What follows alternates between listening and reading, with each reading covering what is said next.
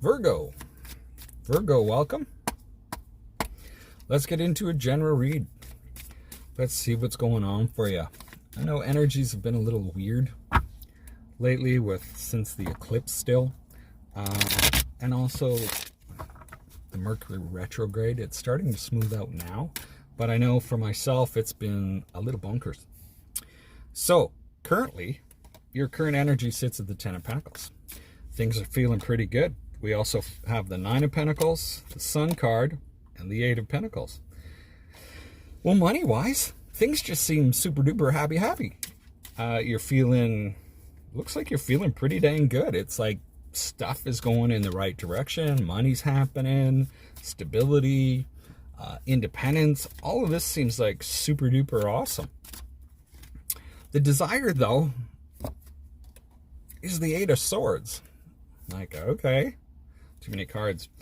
The Eight of Swords being in the desire or possible want section is clarified by the Four of Pentacles, the Seven of Pentacles, and Two of Pentacles. Like, I've never seen that many Pentacles hit the table this quickly.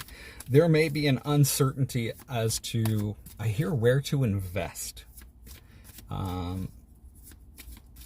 Holding back, looking at the future, juggling. It's like all of these things are happening or are in your head, and you may not be sure which direction to take. That's not a bad thing. When we look at the outcome, so this is, yeah, it seems very, very money related. We have the Fool. There may be a chance in the near future that something may come in to surprise you. It may stir the pot with the Five of Wands, where it becomes a little contentious. It may not be like an out-and-out fight. It can just be like verbal nattering back and forth or whatever. It's just like something just kind of pisses you off. But when it's over with the Ten of Swords here and the Six of Wands, it's like it's a bit of a victory. Like, okay, you've overcome that.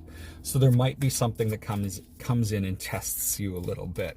It can also be that, you know what, you've got the ability to do whatever you're going to do. Everything that you have is already what you need, and you're able to sort of battle your way through and level up. So from the Five of Wands to the Six of Wands, and then the Ten of Swords. And what that does is that puts an end to something. I don't know what that ending is. If I had another deck, I would clarify. All of a sudden, this is really weird. Okay, this is going to be probably for like one of you. I'm tasting it. It's really strange. I've never had this sort of feeling before, but it's like bonking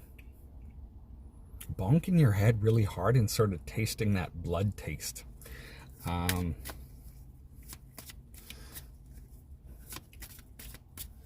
It reminds me of when I was a kid, like, you know, falling off of something. I don't know. And I don't know where I was going with that. Sorry, but who knows? The Queen of...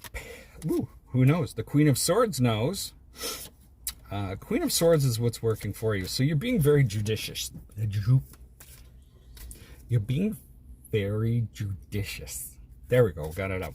King of Wands, Page of Swords, Two of Swords. You may be very cold about something and how things are around you, especially when it comes to somebody like this King of Wands. This can be somebody that is very in and out, very bit of a player.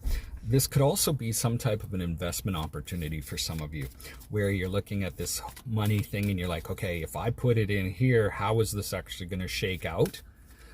You got to kind of wait and see with the Page of Swords here. And then we have the Two of Swords. You know, what are the major fears around this? What is keeping you from this in some ways? For some of you, this may even just be, you know, looking at an opportunity where you're like, okay, where do I actually want to be? Am I looking at being an entrepreneur and how that's actually going to come through? Now, I've got 2 cards that have fallen out for what you need to be aware of. And I hear the words, I don't want to get involved.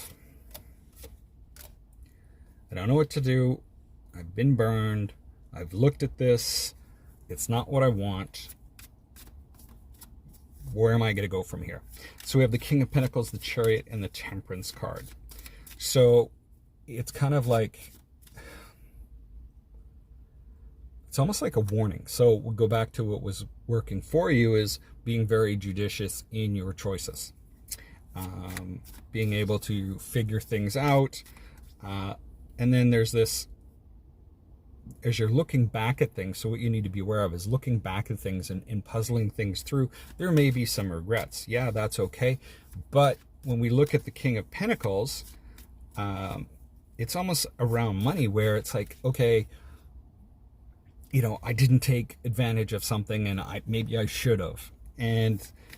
But I didn't. I kind of sat back and I could have made this or I could have done that. I should have went in this direction, not that direction. We see that because we see the Chariot followed by Temperance. That experience was a learning experience, and now you're getting better at being able to look at these things and go forward and go, okay, yeah, you know what? That's the way that I have to go. This is not a get rich quick thing or whatever, and it's something that I need to just sort of follow through on and change about myself, because sometimes if it's too good to be true, it is too good to be true. Queen of Cups, the Devil, the Death card, and the Emperor. Things may really feel topsy-turvy, where it's really running the gamut of emotions for you. Be aware that sometimes going back into the old way of doing things may not be the best way. You may want to start not reacting to it, but really changing how you focus on it. And with the Emperor energy, I see that as, you know, being able to withstand the buffeting of those emotions and being clear-headed, being able to go, okay, you know what? Yeah, okay, that happened, but this is where I want to go. I'm okay with what that outcome was. And being, not so much being a king, but the Emperor. You know, the Emperor's over all the kings. It's the King of Kings. And so being able to, I can't find the word. It's tied to a feeling. It's where